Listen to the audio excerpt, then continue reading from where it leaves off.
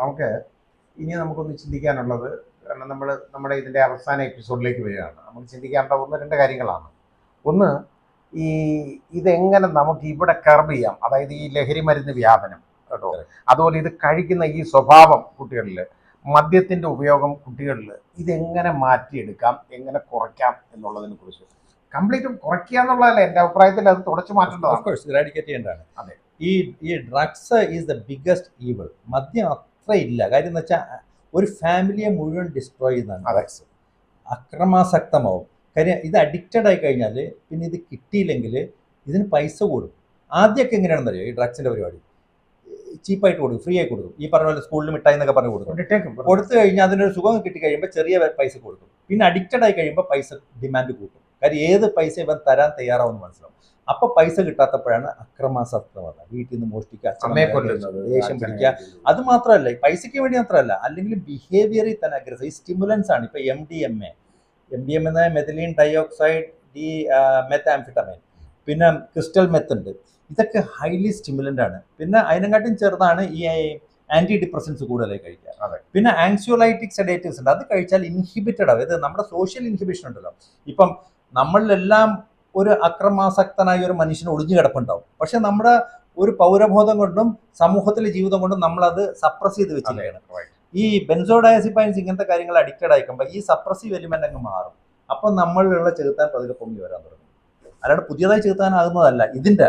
പക്ഷെ MDMA crystal meth പറഞ്ഞാൽ പുതിയതായി ചെകുത്താനാണ്, സ്റ്റിമുലന്റ് ആണ്. അത് വയലന്റ് ആവും. പിന്നെ ഇവന് ഹാലൂസിനേഷൻസ് വരും. എന്നെ ആരൊക്കെയോ അറ്റാക്ക് ചെയ്യാൻ പറ്റുന്നു തോന്നുമ്പോൾ തിരിച്ച് അറ്റാക്ക് ചെയ്യണോ, ഞാൻ ചത്തോകുമല്ലോ, അത് തോന്നലാണ്.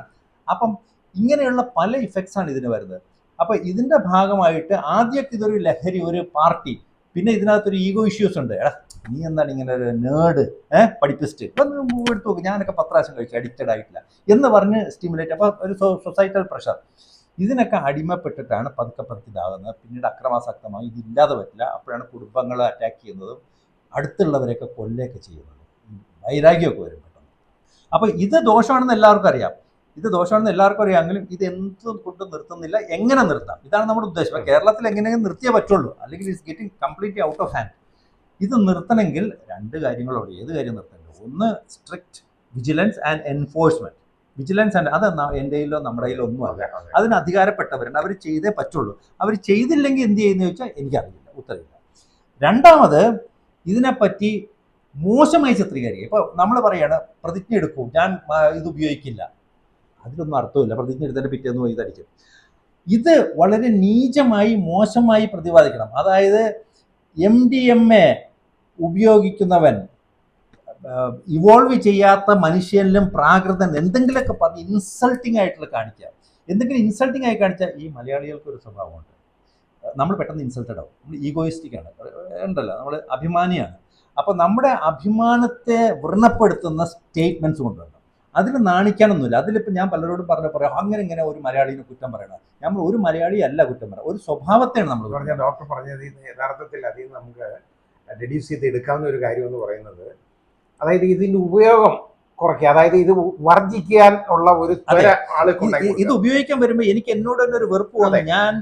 ഞാൻ സബ്സ്റ്റാൻഡേർഡ് ആളാണല്ലോ എന്ന് തോന്നത്തക്ക രീതി ആ ബിഹേവിയറിനെ ക്രിട്ടിസൈസ് ചെയ്യുന്ന വ്യക്തിയല്ല. അതായത് സെൻസിബിൾ പേഴ്സൺ യൂസ് ഇറ്റ് എന്നുള്ളത് സെൻസിബിൾ ആയിട്ടുള്ള ഒരുത്തം ഉപയോഗിക്കാത്ത ഒരു സാധനമാണെന്നുള്ളൊരു. അതെ, അത് പറയേണ്ടത് അധികാരപ്പെട്ടവർ പറയണം. സ്കൂൾ കരിക്കുലത്തിൽ 1ാം ക്ലാസ് മുതൽ 10ാം ക്ലാസ് വരെ ഇത് കമ്പൽസറി പഠിപ്പിക്കണം.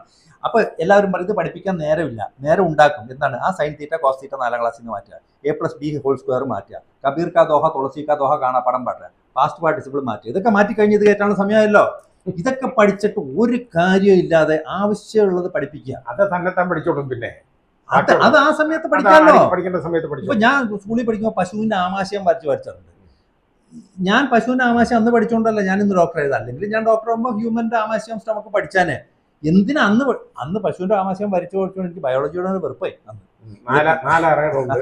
എന്തൊക്കെയോ പഠിച്ചിട്ടുണ്ട്. അപ്പൊ നമുക്ക് എല്ലാത്തിനും ഒരു വെറുപ്പ് വരുത്തുന്ന രീതിയിലാണ്, അതല്ല നമ്മൾ സ്റ്റിമുലേറ്റ് ചെയ്യുന്ന രീതിയിലാണ് വിദ്യാഭ്യാസം വേണ്ടത്. സ്കൂൾ വിദ്യാഭ്യാസം കഴിയുമ്പോഴേക്കും ഒരു സ്റ്റുഡന്റിന് പല ബ്രാഞ്ചിനോട് അല്ലെങ്കിൽ ഏതെങ്കിലും ഒരു ബ്രാഞ്ചിനോട് പ്രത്യേകിച്ച് പാഷൻ തോന്നണം.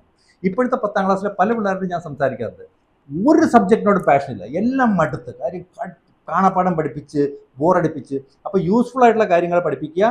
സ്കൂളിൽ ഈ ഡ്രഗ്സിൻ്റെ കാര്യം പറഞ്ഞു കഴിഞ്ഞാൽ 1-ാം ക്ലാസ് മുതൽ ഇത് വളരെ മോശമായി, ഇത് ഉപയോഗിക്കുന്ന ആളുകളുടെ സ്വഭാവം വളരെ മോശമായിട്ട് പ്രതിപാദിച്ച് ഇവരുടെ തലയിൽ കയറ്റണം 1-ാം ക്ലാസ് മുതൽ.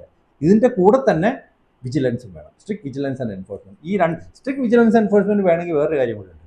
നമ്മളിത് ഡെമോക്രസിയാണ് കേരളം.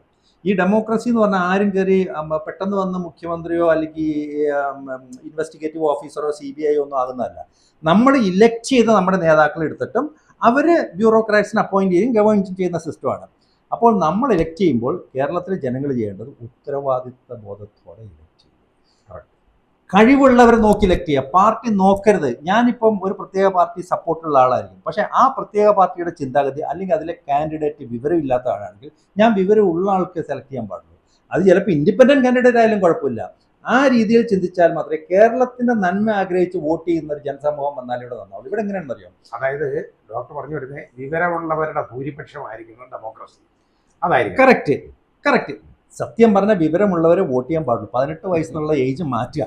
ഈ 18 വയസ്സെന്നുള്ള ഏജ് വന്നെന്താണെന്നറിയാം, പണ്ട് അംബേദ്കറാണല്ലോ കോൺസ്റ്റിറ്റ്യൂഷൻ ഉണ്ടാക്കിയത്. അപ്പം മറ്റ് വിദേശ രാജ്യങ്ങളിലെ ഡെമോക്രാറ്റിക് കോൺസ്റ്റിറ്റ്യൂഷനിൽ നിന്ന് കിട്ടിയ ഐഡിയാസാണ്. 18 വയസ്സാകുമ്പം കാര്യങ്ങൾ തിരിച്ചറിയാനും നല്ലത് നോക്കി തിരഞ്ഞെടുക്കാനുള്ള ഒരു ബുദ്ധി ഇവന് വെച്ചു എന്നുള്ള ധാരണയാണ്. നമുക്കിന്നറിയാം 18 അല്ല 60 വയസ്സായാലും പലർക്കും ബുദ്ധി വെക്കാറില്ല. അപ്പം ഈ ബുദ്ധി വെക്കണം എന്നുള്ള ക്രൈറ്റീരിയ ആണെങ്കിൽ അങ്ങനെയുള്ള ക്രൈറ്റീരിയ അളക്കാനുള്ള പുതിയ അളവുകോലുകൾ നമുക്കിപ്പോൾ aptitude test, GK test, online exam നടത്തിയിട്ട് അതിനൊരു മിനിമം പാസ് മാർക്ക് കിട്ടുന്നവർ മാത്രം വോട്ട് ചെയ്താൽ കഴിവുള്ള നേതാക്കളെ കിട്ടും, കഴിവുള്ള ഒരു ഭരണകൂടം കിട്ടും. വോട്ട് ചെയ്തവർക്കും ചെയ്യാത്തവർക്കും അതിൻ്റെ ഗുണം കിട്ടും. അത് ശരിയാ. പക്ഷെ വേറെ കാര്യമുണ്ട്. ആ ക്രൈറ്റീരിയ നമ്മൾ പറയുമ്പോൾ ഈ ടെസ്റ്റ് നടത്തുന്നത് ആരാണെന്ന് കൂടെ നമ്മൾ ആലോചിക്കണം. അല്ല, അത് ഓൺലൈൻ ഒരു ന്യൂട്രൽ, ജനറേറ്റഡ് വാല്യൂ സിസ്റ്റം ആയിരിക്കണം. ഇലക്ഷൻ കമ്മീഷൻ പോലുള്ള കമ്മീഷൻ ഒന്നും ശരിയാവത്തില്ല. ഹ്യൂമൻ ഇന്റർഫിയറൻസ് ഇല്ലാത്തൊരു വാല്യൂ സിസ്റ്റം. അല്ലെങ്കിൽ എന്താ പറയുക, നമ്മളിപ്പോൾ കേരളത്തിന്റെ അടുത്ത ഇലക്ഷൻ നോക്കിക്കഴിഞ്ഞാൽ വോട്ട് ചെയ്യാൻ പോകുന്നവരുടെ ക്യൂ നോക്കിയാലോ അതിനകത്ത് കള്ളന്മാരുണ്ടാവും, കൊള്ളക്കാരുണ്ടാവും, ബുദ്ധിയും വാന്നിയുള്ള 90 വയസ്സുള്ള അമ്മച്ചി, കണ്ണും കാതും ചെവിയും കേൾക്കാത്ത അമ്മച്ചി ഉണ്ടാവും. ഈ അമ്മച്ചിയുടെയൊക്കെ വോട്ട് അമ്മച്ചി ബുദ്ധിപരമായിട്ട് ചെയ്യുന്നതല്ല, ആരുടെയൊക്കെ നിർബന്ധത്തിന് അവിടെ കൊണ്ടേ കുത്തു ഇവിടെ കൊണ്ടേ കുത്തു എന്ന് പറയുന്നത് സെനയിലായിരിക്കണം. അത് പലപ്പോഴും അതല്ല. അപ്പം ഈ ഞാനെപ്പോഴും പറയുന്ന ഒരു എക്സാമ്പിൾ അത് പറഞ്ഞോട്ടെ. നമ്മളിപ്പോൾ ഒരു എയർപോർട്ടിൽ നിൽക്കണം പ്ലെയിനിൽ കയറാനായിട്ട്. ഉടനെ 3 പൈലറ്റുമാർ വന്ന് എല്ലാവർക്കും പ്ലെയിൻ പറപ്പിക്കണം. അപ്പോൾ ഓരോ പൈലറ്റുമാർ ഓരോ ക്രെഡൻഷ്യൽ പറയും. അപ്പോൾ ഈ പാസഞ്ചേഴ്സിന് ആർക്കും ഒന്നും അറിയില്ല, ഈ പ്ലെയിൻ പറപ്പിക്കേണ്ട മെക്കാനിക്സ് അറിയില്ല. അപ്പോൾ ഒരാൾ പറയും ഞാനിങ്ങനെ മറ്റേ റഡർ അങ്ങോട്ടാക്കും, എലിവേറ്റർ ഇങ്ങോട്ടാക്കും, എയർറോൺ അങ്ങോട്ടാക്കും, സ്ലാറ്റ്സ് എന്നൊക്കെ പറഞ്ഞ സാധനങ്ങളുണ്ട്. അപ്പം നമുക്ക് ഈ എയറോപ്ലെയിനെ പറ്റി അറിയാത്ത ഒരാളാണെങ്കിൽ ഞാൻ പറയും എനിക്കിതിനെപ്പറ്റി അറിയുന്നില്ല, അറിയാവുന്ന 10 പേരുണ്ട്, നിങ്ങൾ തിരഞ്ഞെടുക്കും. അപ്പം അവർ കറക്റ്റ് പൈലറ്റ് തിരഞ്ഞെടുക്കും. ഈ അറിയാത്ത മണ്ടന്മാർ 100 പേര് കൂടി വോട്ട് ചെയ്ത് കഴിയുമ്പം ഏതെങ്കിലും മണ്ടൻ പൈലറ്റിനായിരിക്കും സെലക്ട് ചെയ്യുന്നത്. ആ മണ്ടൻ പൈലറ്റ് ഓടിച്ച് ഈ 100 പേരും ചത്തു. അതാണ് ഇപ്പോൾ ഡെമോക്രസിയുടെ പ്രോബ്ലം. കറക്റ്റ്. അത് ഏറ്റവും നല്ല ഒരു ഇല്ലസ്ട്രേഷനാണ് ഇപ്പോൾ ഡോക്ടർ പറഞ്ഞത്. കറക്റ്റ്. ഇനി ഒന്ന് ഇതുപോലെ ആയിരിക്കട്ടെ. പിന്നെ നമ്മൾ നേരത്തെ പറഞ്ഞ പോലെ ഈ കുഞ്ഞുങ്ങൾക്ക് ഒരു വാല്യൂ ബേസ്ഡ് ആയിട്ടുള്ള ഒരു എഡ്യൂക്കേഷൻ കൊടുക്കുന്ന ഒരു കരിക്കുലം ഉണ്ടാവണം. അതിനകത്ത് അവൻ്റെ ലൈഫ് എന്താണെന്ന് പഠിപ്പിക്കണം. ജീവിതമാണ് അവൻ പഠിക്കേണ്ടത്. അല്ലാതെ അവന് ഒരു ഉട്ടോപ്യൻ ഐഡിയ കൊടുക്കല്ല വേണ്ടത്. അവൻ കാണാത്ത കാര്യങ്ങളല്ല അവനെ പറഞ്ഞു കൊടുക്കേണ്ടത്, അവൻ കാണണം. ഉദാഹരണം, ഒരു ടോയ്ലറ്റ് എങ്ങനെ യൂസ് ചെയ്യണം അതവനെ പഠിപ്പിക്കണം. അത് അറിഞ്ഞുകൂടാത്തത് കൊണ്ടാണ് നമ്മൾ ഒരൊറ്റ പബ്ലിക് ടോയ്ലറ്റ് നമ്മുടെ ഇന്ത്യയിലെ എവിടെയെങ്കിലും അതിൻ്റെ 1 കിലോമീറ്റർ പരിസരത്ത് നടക്കാൻ പറ്റുമോ? നേരെ മറിച്ച് വിദേശങ്ങളിലൊക്കെ ആണെന്നുണ്ടെങ്കിൽ നമുക്ക് അതിനകത്തിരുന്ന് ആഹാരം കഴിക്കാം. കാരണം അത്രയും ക്ലീൻ, നീറ്റ് ആൻഡ് ടൈഡി ആണ്, അല്ലേ? ഇതേപോലെ എല്ലാ കാര്യങ്ങളിലും ഒരു വാല്യൂ ബേസ്ഡ് എഡ്യൂക്കേഷൻ കൊടുക്കാനുള്ള ഒരു സിസ്റ്റം കരിക്കുലത്തിനകത്ത് കൊണ്ടുവരണം. ആ ചേഞ്ച് വരണം. അത് നമ്മുടെ ആ ഒരു സെൽഫിഷ് മൈൻഡ് സെറ്റ് മാറ്റിയാലേ ഇതുള്ളൂ. കാര്യം എനിക്ക് ടോയ്ലറ്റ് യൂസ് ചെയ്യണം, ഞാൻ യൂസ് ചെയ്തു, ഞാൻ പോയി, എനിക്ക് ഞാൻ, മറ്റേ ആളെന്നുള്ളൊരു ചിന്ത എക്സാക്ട്ലി.